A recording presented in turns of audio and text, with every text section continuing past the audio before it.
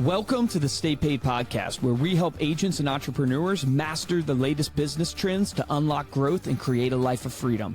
Brought to you by Reminder Media. Hello, Stay Paid listeners. Before we get into today's episode, I have a free resource for you that you're not going to want to miss. So you know Steven runs Acree Brothers Realty. We did 269 transactions last year. 50% of those came from our sphere of influence. I've put together a PDF of the exact marketing touch points that we send to our database, and I want you to check this out because I want you to have the same success that we're having. I put together this PDF. You can get access to it in the link in the description below. Don't miss it. And now on to today's episode. Welcome to Stay Paid. I'm Joshua Stike. And I'm Luke Acree. And before we bring on our guest today, we'd love it if you take a minute to subscribe to Stay Paid on Apple Podcast or Spotify. While you're there, drop us a review. And make sure that you're subscribed. We want to get back. We want to do something. We want to grow a little bit. Like our guest today, top 10, top 1 in marketing podcast charts. Man, we've been shooting for that for a long time. We've gotten close. Yep. We got to 6. Well, they say proximity is power. So we felt if we could get in the proximity of Jay, maybe the power would come over to us. That's what I felt. Absolutely. So our guest today, returning as always, is Stephen Acree and Cody Smith of the Acree Brothers Realty team out of Lynchburg, Virginia, the #1 real estate team in Lynchburg, Virginia. Welcome, gentlemen. What's up? And as I mentioned, our special guest is Jay Schwedelson. Jay is the top marketing expert, one of the top marketing experts in the U.S., renowned for providing marketers with the latest research-backed insights and best practices through his many endeavors, including Guru Media Hub, which hosts the world's largest email marketing event, his podcast, which we mentioned, Do This, Not That for Marketers, which consistently ranks in the top 10 of marketing podcasts, and as the founder of subjectline.com, the top free subject line rating tool. Jay has tested over 15 million subject lines, helping businesses master impactful email marketing. Jay, welcome to Stay Paid. Fired up to be here. You guys crush it with the show, so excited to talk about all things. Thanks, brother. Man, that's an honor hearing it from you because you are seriously crushing it. Would love to get right into some meat right away. I am curious your thoughts on AI with email marketing. And if you're experimenting at all of like using AI to write the email copy, using AI to do the subject lines, where do you feel it's going right now? So look, AI is great. I'm not one of these people that say it's the end of the world and everyone should be scared of it or all that nonsense, because it's going to be here. So you got to get used to it. You got to learn how to use it. But for a lot of people, I think it's becoming a crutch, or it's making us a little bit lazy. And in general, as it relates to email marketing or any marketing you're doing out there, it's creating this tidal wave of generic garbage. Okay. So everybody, when you go to it and you ask it, oh, write me a subject line. I have a new house that I'm trying, new listing I want to promote, or I have a new insurance product I want to promote. It's giving everyone back basically some flavor of the same thing. And then you're taking that saying, oh, well, ChatGPT told me to do it. It must be right. And you're spitting it out and you're using it. And that's how your marketing and your email marketing is wallpaper, because you're copying what everybody else is doing. So it's horrible as an idea starter. Okay. It's great as an enhancement to what you're doing, right? Write a subject line, write copy, say, hey, how do you make this sound a little bit more urgent? How do you get people a little bit more excited about FOMO related to what I just did? But you shouldn't go to it as a starter. It should be kind of an editor for you, because the reality of what's going on with AI is the humanity of our marketing is what's standing out. It's not the generic tidal wave of AI garbage that's winning the day. Yeah. Is that like essentially like your ability to prompt it and prime it? Most agents aren't doing, most small businesses aren't doing. They're just going to the generic chat GPT, and that's why they're getting the generic response versus actually spending the time coming to it with the actual priming, I call it, of the GPT or, whatever AI system you're using. Yeah, I think it could be that. I think prompting is certainly an art form now, like how you're asking AI, but I think it's also having some basic understanding of what actually drives engagement. Right. So you can actually ask AI to do things to help you. I'll give you an example. So when you're talking about, emails you're sending out, you got a new listing you're promoting, a new insurance, whatever it is. Okay. And you're working like a subject line. What should my subject line be? Right. And if you just go to AI, say, what should my subject line be for this house? It's going to give you some generic garbage. But what most people that are sending out their emails don't realize is that nobody actually reads the whole subject line when you send out an email. They read the first few words, first few characters. You could literally put in the subject line Cody's a loser, which is not true, but you could put Cody's a loser at the end of the subject line. Nobody's going to see it or read it. Nobody's going to know Cody's a loser because they read the first few characters, the first few words, and that's how they decide whether or not to open up the email. That's something that AI doesn't really know. So why does that matter? Like if you put in the subject line, the 4 hottest home listings in your area, and you actually start your subject line with a number, right? It lifts the percentage of people opening up your email by about 15%. If you start your subject line with a capitalized word, the entire word, like NEW, all capitalized, it lifts your email open rates by about 20%. These little tactics and knowing that the start of your subject line is kind of the most important real estate, no pun intended, right, is not something that AI is really aware of, and it's not going to give you that tactic. So knowing these little things that drive performance is what makes the difference. So I want to go deeper on the subject line thing. So when you opened up, you said he tested how many? 15 million? 15 million subjects? Maybe more now. How did you go through that? Like, what was the main process? Like, who were you sending the emails to? And then what were your main takeaways from the findings?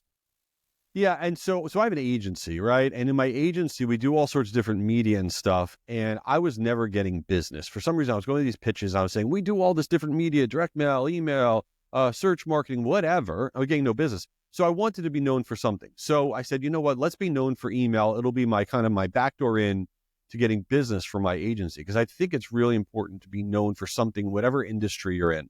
So we made this tool subjectline.com, which is free. You couldn't pay me to use it if you tried. You go there, you put a subject line in, it tells you if it stinks or doesn't stink. And so within my agency, we send out about 40,000 campaigns annually, about 6 billion emails a year. Jeez. And we take all that data in real time, we feed it into subjectline.com to say what is generating things that are getting emails open versus what is not. So I'll give you an example, which sounds ridiculous, but like emojis in your subject line. What is your guys' take? Do you guys like emojis in the subject line, or do you think they're stupid? Do I like them as a consumer or as a marketer? Does it make you open up an email? It does not work on me anymore, but it certainly worked at one point. Yeah, I would say the same thing. It worked at one point, but now I skip over it. It doesn't sound as serious as soon as I see an emoji or emoji. It's new. And that's totally fair. And so when we look at the data, and it is true, it's not as impactful as it used to be, but it's still super impactful in that less than 5% of all emails have an emoji in the subject line. Okay, so you're still standing out because 95% don't, right? So if you put an emoji, for example, at the start of your subject line, maybe it's a little emoji of a house, we know from all of our data that is going to increase the number of people that are opening up your email. As a matter of fact, one of the newest tactics coming out of the holiday season that's doing really well is doing what we call bookend emojis, where you take the same emoji you put at the start and end of your subject line. And the whole game is, with your email, people do everything backwards. They write the most amazing email. They think they're the greatest copy, the greatest offer, the greatest whatever inside the email. But if you don't get the email opened, who cares what's in your email? Which is why we created subjectline.com, because get the email opened, and little things like emojis or capitalization, they really do matter, especially in the real estate category. The real estate category, when you're marketing to consumers, these little things, people are doing that social scroll in their inbox. You got to get them to stop. Right. And that's one of the things that will get them to stop. Do you find, have you ever had any experience with, how Gmail allows you to now do images? Mm-hmm. And do you have any experience with that? Is that working? And not everybody's doing it, but a lot of storefronts are now doing it, where they show you like 3 products almost, and you can scroll even. Yeah, so that's a good question. So within Gmail, okay, and people get confused by this, Gmail has tabs, right? They have a promotions tab, they have a social tab, and Apple now has it as well, where automatically, if you have your tabs enabled in Gmail, they are putting emails into these different buckets, like your promotions tab where all these offers go. In the promotions tab specifically is where you can do these what are called annotations, where you can have different kind of product listings show up before somebody opens up the email. Now, here's the interesting thing about all of that is people get nervous. They go, oh no, my emails are going into the promotions tab, and that's going to hurt performance, right? I don't want to be in the promotions tab with my, emails about the new houses or whatever I'm doing. And here's what is not true. First of all, very few people even have promotions tabs enabled. Okay, like less than 25%. I did not know of Gmail that. users. That's super interesting. And then the other piece of it is the people that do have it enabled, 50% of those people check it every single day. And the reason that's a good, and this is why I'm always a big fan of saying, listen, the promotions tab is actually part of your inbox. It's not the junk folder.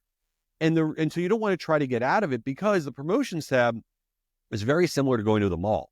When you go to the mall, you're in buying mode. You're like, what am I going to buy? Right? When you click on the promotions tab, you're not there by accident. You're like, where am I? I'm lost. I'm in the promotions tab. That's not what happens. You're there intentionally, right? So when you're in there, you're in buying mode, you're in research mode, you're in all of that mode. So it actually has no negative impact by your emails going in the promotions tab. But on the flip side, back to your original question, I know I'm very long-winded, but that's my life. There's not been any significant positive impact by doing these image-based kind of add-ons within Gmail. Interesting. I would have thought so that far. it would have. Yeah, I would have thought that it would increase, because I've noticed it even for myself when I'm scrolling through my promotions tab, that I'm like, oh, this is interesting. I was thinking about trying it for showcasing our magazine within the email. Do you find, so you said capital first words, like making the first word capital, emojis. What about length of subject lines? Any data that you found or research on how long a subject line should be or not be? You know, it's always a hot topic, and people will be like, oh, we got to keep it under 50 characters, right? That's the secret sauce.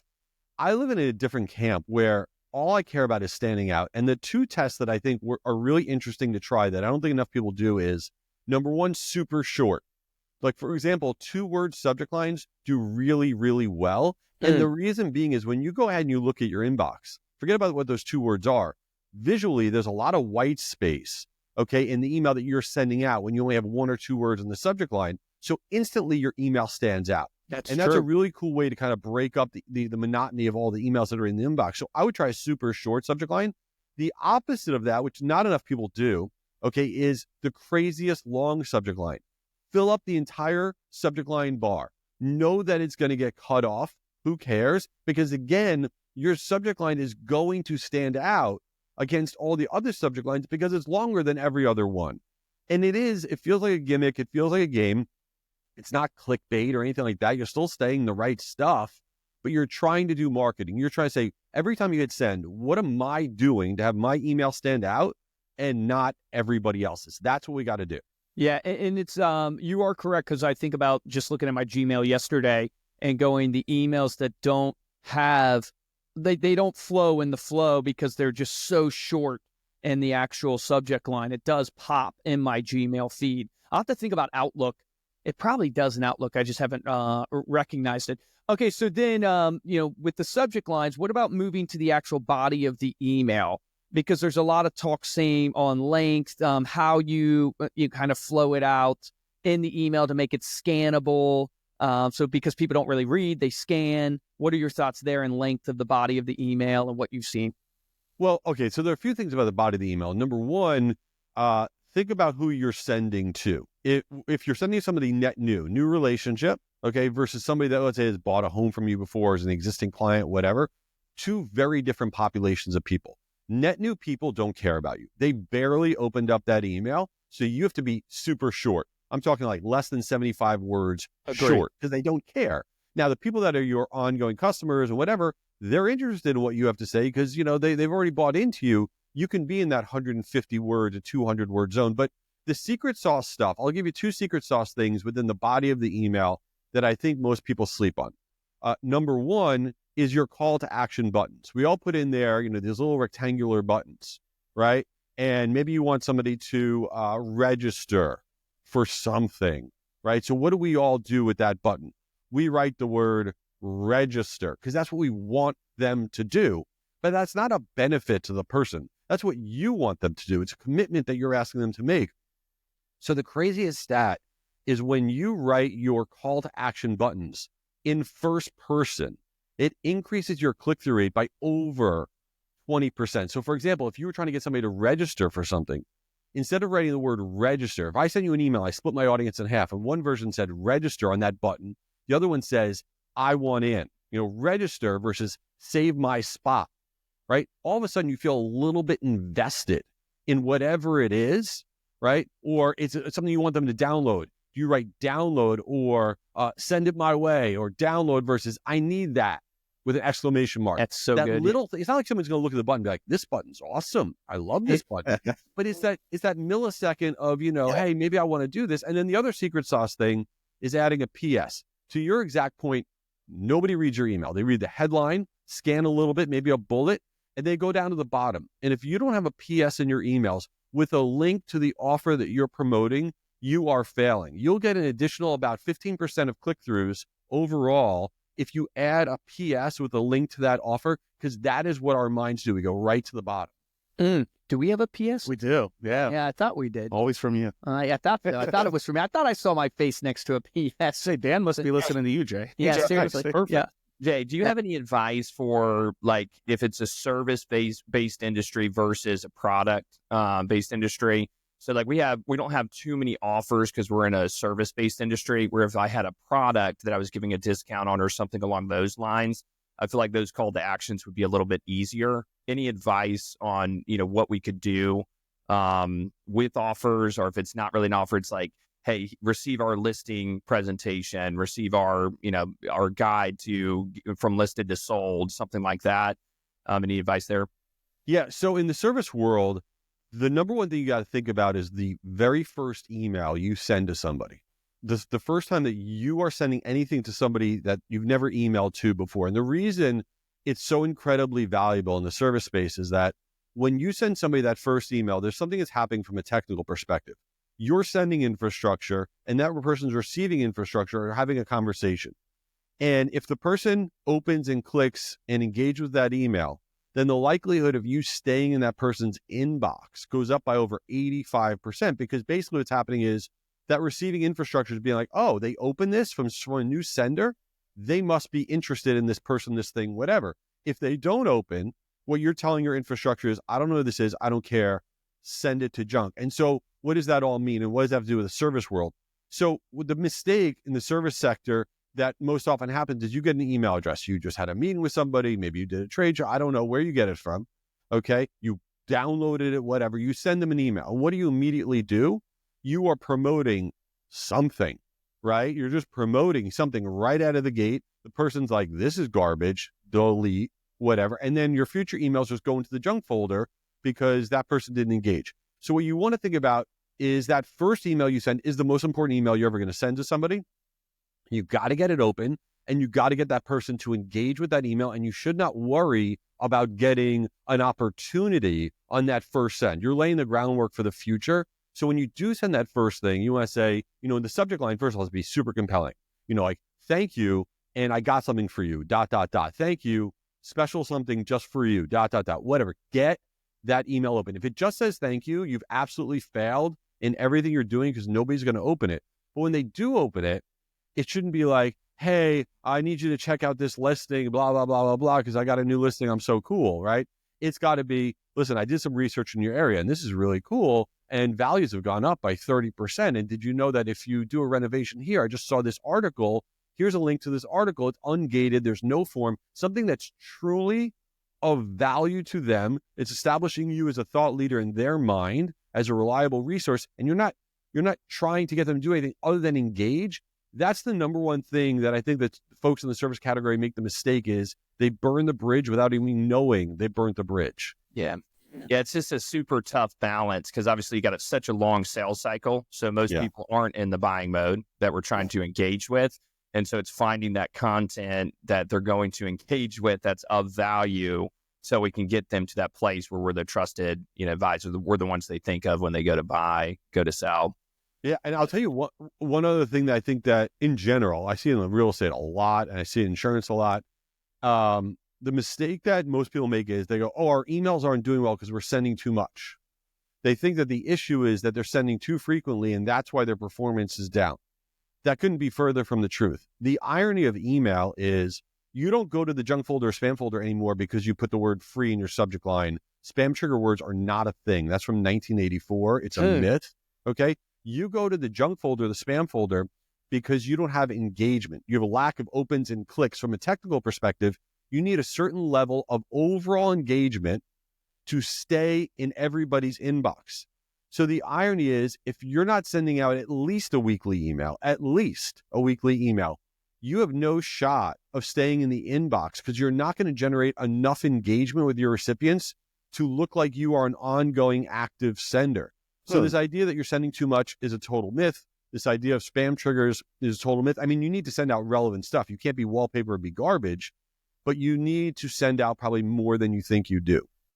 Interesting. We actually, for our prospects, we definitely hit them a lot. Yeah, we get a lot of emails. Yes. For our clients, this within the last 6 months or so, we actually pulled back on the number of emails that we were sending because we saw so many clients unsubscribing.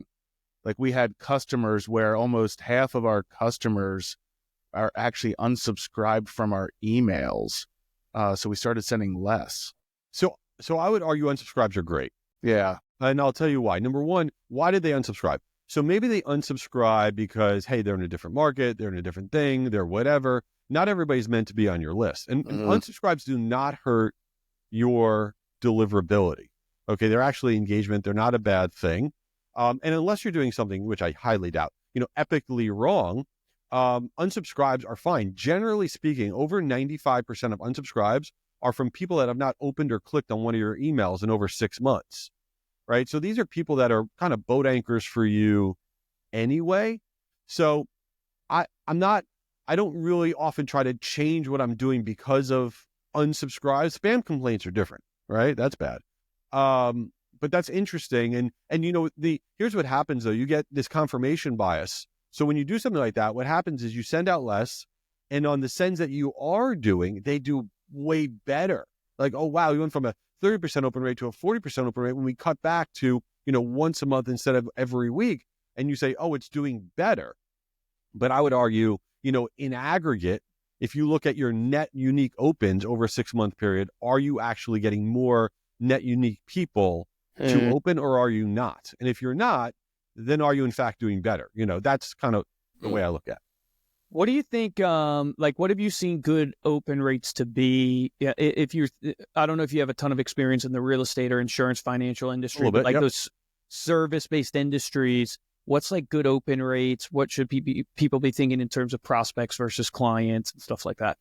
So that's a great question. And I'll give you kind of a bad answer, which is I hate industry averages, but here's what everybody should do. The reason industry averages drive me bananas, and we actually do a lot in your sectors, is that, like you'll read something, average open rate is 30% in this category. Who cares? It's like, it's a different brand, right? It's a different database, different timing, different offer, different everything. It's like this industry averages drive me crazy. So what I always recommend is think of yourself like a swimmer or a weightlifter, right? All you really want to do is beat yourself. And what you really want to do is you want to benchmark yourself in different categories. So your email newsletter is not the same thing, okay, as your transactional emails. It's not the same thing as your onboarding emails. It's not the same thing as your offer-based emails. You want to take all the emails you send, and by the way, do this for social as well, all the social posts you send, and bucket them into different buckets, right? And then you want to benchmark yourself. Okay, last quarter, right, our newsletter had a 32% open rate and a 2% click-through rate. What are we going to do to get that up? And did we beat ourselves this quarter? Our offer-based emails did this. Did we beat ourselves? But to look at your emails in aggregate and be like, our average open rate is this, is like, what are we comparing? It doesn't make any sense. So I'm not a huge fan of industry averages, but, they're out there, so I get it. And then, the biggest struggle I think a lot of people have is that they don't really have opted in email list. What have you seen in terms of, buying list, not opted in, but they're not bought, but, it's a real connection, but they didn't really opt in. What's your suggestions there for people? So first off, everybody's lying, right? Everyone's like, oh my God, never buy a list. That's the third rail. You could never do that. Meanwhile, everybody's buying a list. I mean, like literally every major brand on the planet buys lists, but in the same breath, I'll say, I would never buy a list. That's terrible. So let's dispel the nonsense. Okay. Now, knowing that everybody is going to buy a list, regardless of what anybody says, what you must do is before you hit send on that list that you just downloaded or bought or whatever, and you're nervous, I even buy it from the right people. This whole thing's a little sketchy. Like, what's going on? And because you will never know, anybody selling a list, okay, in general is in a business that's a little bit wonky, right? So you don't feel great about it. So what you need to do is you must use a validation service, right? There are companies like Zero Bounce and Webula and Never Bounce. I have no affiliation with any of them, okay? But what you want to do is you want to take any list and you want to run it through that before you hit send. And it costs you nothing. You're talking about very few dollars, okay, to run it through these services. And it will eliminate about 95% of all of the problemed email addresses, the spam traps, habitual complainers, believe it or not, all sorts of stuff. It will remove them. So when you do hit send, your infrastructure doesn't blow up and say, oh my God, you're in spam jail and all these horrible things are going to happen and whatever, right? It gives you a shot to actually do decently, and you must do that. And I would recommend doing that at least annually to your entire database. Yeah, it's great suggestion. Okay, like rapid fire, what do you think the best 3 subject lines are? It's really more of kind of a tactic. Curiosity subject lines do well. Question-based subject lines, right? Do you want to know your home value? Did you hear about the sale in your neighborhood? Did you hear about insurance rates, prices decreasing? We love questions. We love answers. It's like Jeopardy, even though I can't get any answer right.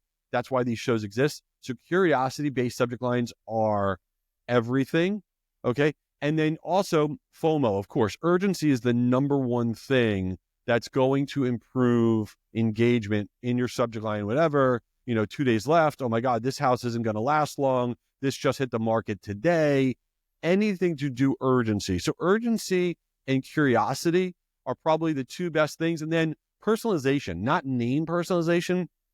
Please don't do first name J, comma, blah, blah, blah. That doesn't even work. That's like old school garbage. But personalization where you're saying things, first of all, geography, no brainer. This is really hot in your zip code. You put the zip code in, whatever.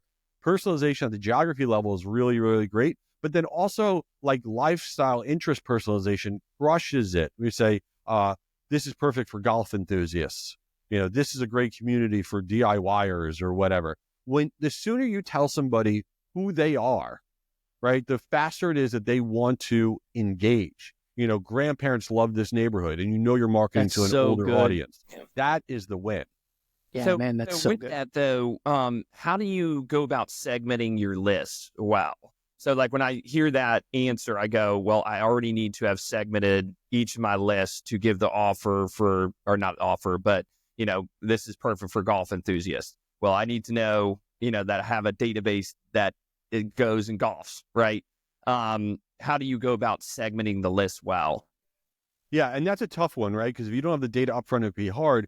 I think one of the things that people sleep on is what I call click-based segmentation.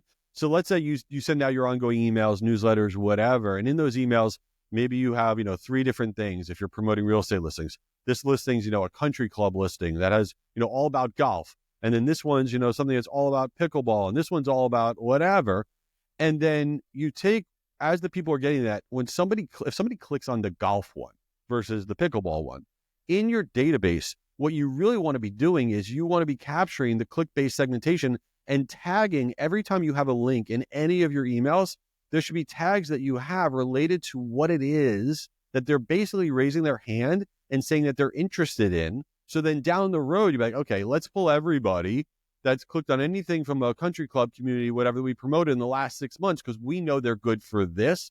So click-based segmentation over time is a really great way to get those hand raisers without actually asking them to fill out a form.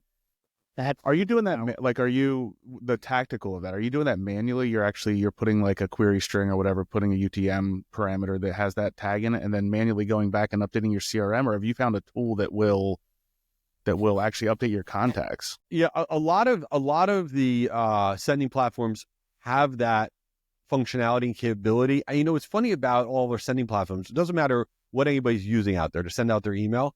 We utilize about 15 to 20% of the capabilities of our platforms, right? We pay for it, we forget about it, we just keep paying that automated bill. And what we do at my company, every year, we have every one of our MarTech stack, everything that we're using for everything, represent to us everything they got going on, especially now with all the AI tools Super that everything smart. in your MarTech stack has. If you're not doing that, you're just paying people and you're not leveraging a lot of the capabilities of what it is that you have access to, and you probably don't even realize it. Yeah, that is really smart. I want to ask you, since we have you on, I know your podcast, love your podcast. It always talks about latest news, and I think that's one of the cool parts about it. You're always up to date on the news. 2025, we're recording this on January 7th. Podcast comes out in a couple weeks. What are you seeing in 2025 from a marketing standpoint that you're super excited about? At the start of the year, everyone's very fired up. This is the time of year that people are amped. We see engagement really, really strong. So I think one of the things that, as we're doing your marketing is to actually look at your performance and siphon out each quarter. Because each quarter, you got to get into the mentality of who you're marketing to. It's not the same, thing, if you will. But the biggest thing you want to do is make sure in all of your marketing, get rid of 2024. Nothing crushes your marketing more than having stuff that says last year, in any capacity, because instantly you look outdated. You look like you're not paying attention to detail. You're not on it. Okay. So when you're in, February, March, you can't say the hottest sales on Q4 2024. That was 10 years ago. Who cares? Right. You need to be like of the moment always. And that's really what matters. Love it. Yeah. Jay, thanks for coming on the podcast today. Before we close out, let people know how they can connect with you. Yeah. Hit me up on LinkedIn. I share a ridiculous amount of horrible content on LinkedIn. Just go to my name. You could try subjectline.com. It is 100% free. And if you're really bored, you could try the Do This, Not That podcast. We release 4 to 5 episodes a week, which is horrendous for me, but a lot of fun content there. Love it, Jay. Thank you. Cody, Steven, thanks for coming on. Anything from you guys? Yeah, we just hired on a marketing specialist. And so we're going to be using social media at a new level this year. So reach out to us there if you have any questions, any advice that you need help with. You can reach me at Stephen Acree on Instagram, and then Acree Brothers as well. Awesome. Thank you. And thank you all so much for listening. You can get all of those links that our guests mentioned, as well as the show notes over at staypaidpodcast.com. And if you enjoyed this episode and want to share your support, head on over to Apple Podcasts or Spotify. Drop us a review along with a rating. We would appreciate it. And the best way to support the show is simply to share this episode with somebody that you know. If you want to get hold of me or Luke, you can email us at podcast@remindermedia.com. And of course, you can follow us on Instagram as well. We are at Stay Paid Podcast. For this episode of Stay Paid, I'm Joshua Stike. I'm Luke Acree. Jay, amazing, man. Just freaking gold left and right. My action item for everybody listening to this, because you can do this, is I want you to try the subject line where you capitalize the first word or with an emoji. You have your choice. I'm giving you 2 options there, but you got to do one of them. Use an emoji in your next email or capitalize the first word and see the open rates of that. Remember, the difference between top producers, mediocre producers in every industry is they become doers, not just hearers. You got to take action. Take action on that today.